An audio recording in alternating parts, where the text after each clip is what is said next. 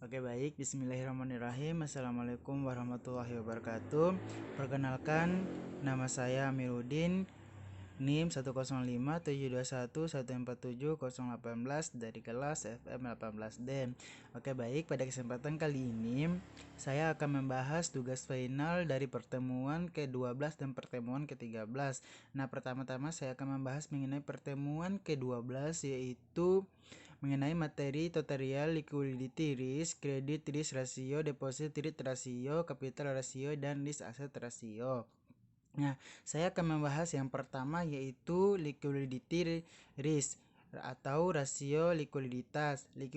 Liquidity risk yaitu risiko akibat ketidakmampuan bank untuk memenuhi kewajiban yang ditempuh dari sumber pendanaan arus kas dan atau dari aset liquid yang berkualitas tinggi yang dapat digunakan.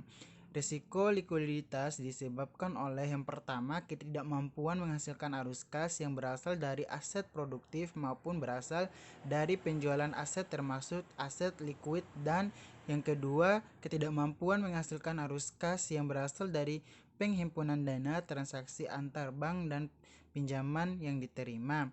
Kemudian yang kedua, credit risk ratio atau rasio kredit.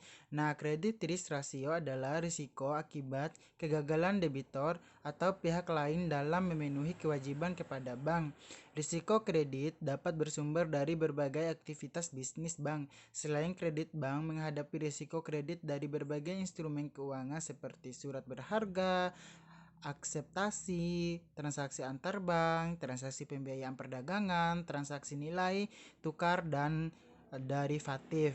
Kemudian yang ketiga, deposit risk ratio atau deposit ratio. Deposit risk ratio adalah untuk mengukur kemungkinan bank tidak mampu membayar kembali dan yang disimpan pada deposannya, yang harus dijamin pembayarannya oleh kapital bank yang bersangkutan. Semakin besar rasio ini, maka kemungkinan bank bermasalah semakin kecil. Rumusnya yaitu deposit rasio sama dengan equity dibagi total deposit.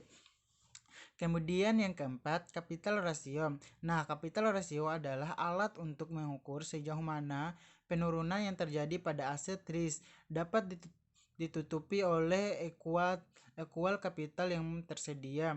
Dikatakan aset risk karena setiap aset mengandung risiko kerugian dan setiap kerugian akan mengakibatkan pengurangan terhadap kapital. Rumusnya yaitu capital ratio sama dengan equity total loans.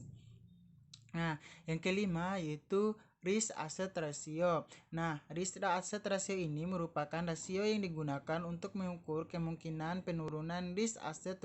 Nah, rumusnya yaitu capital ratio sama dengan equity capital dibagi total aset dikurang cash asset dikurang sekuritas. Kemudian kesimpulannya yaitu dari beberapa penjelasan di atas, biasa saya simpulkan bahwa alat di atas merupakan salah satu cara untuk mengukur penurunan atau hambatan yang terjadi pada suatu perusahaan.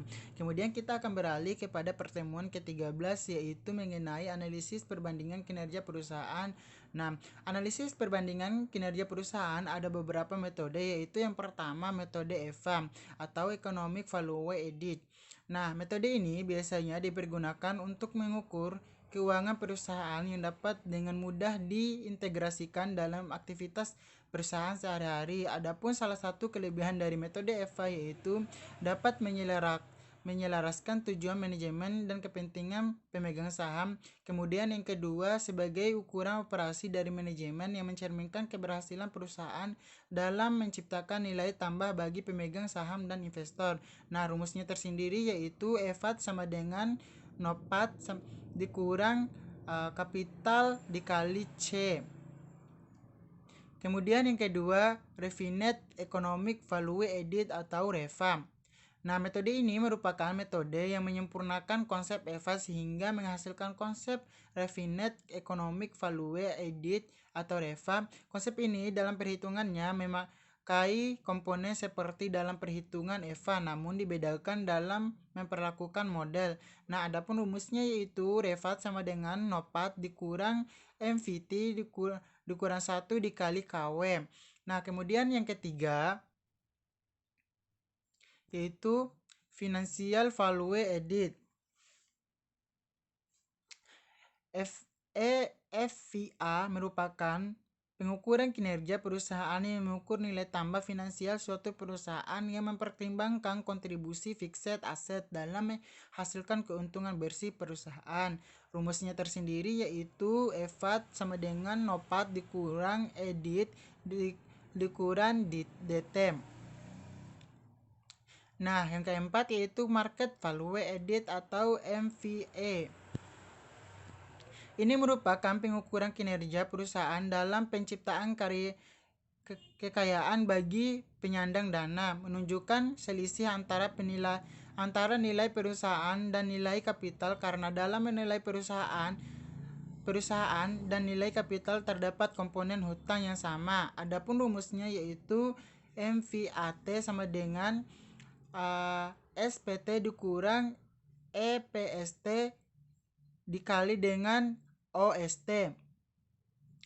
Sekian dari saya. Lebih dan kurangnya terima kasih. Billahi taufiq wal hidayah. Wassalamualaikum warahmatullahi wabarakatuh.